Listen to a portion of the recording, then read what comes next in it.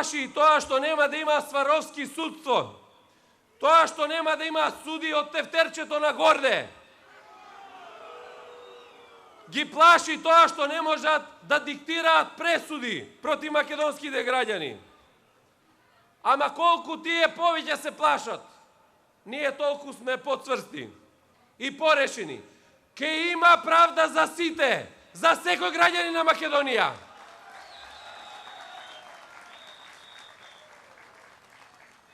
И ке има правда пред која сите ќе бидат еднакви.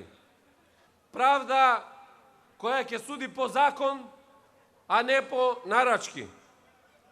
Затоа најавувам генерален реизбор на сите судии во Република Македонија. Ќе го продолжиме мандатот на специјалното јавно обвинителство. Затоа што освен политичка, мора да има и правна разрешница за се она што и се случуваше на Македонија. Доаѓа време на одговорност и правда.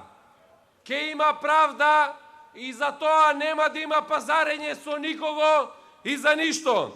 Секој оној што украл било еден денар од граѓаните на Република Македонија или прекршил една буква од било кој закон во Македонија, ке одговара. Ке мора да врати назад кај граѓаните на Република Македонија.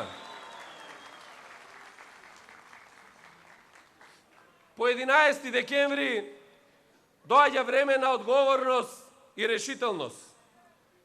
Доаѓа време на правда. Македонија мора да биде правна држава, а со тоа да биде и стабилна држава.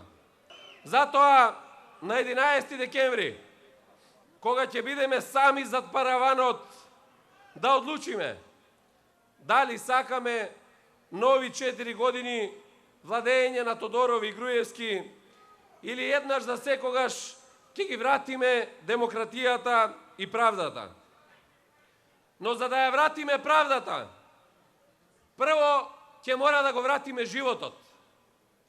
А за да го вратиме животот, треба да го избереме планот за живот во Македонија. И затоа ајде!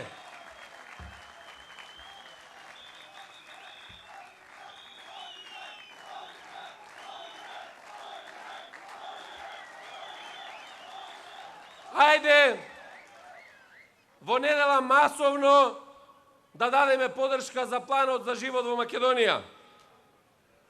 Да заокружиме 4 и да ја вратиме правдата и животот и во Куманово и Македонија.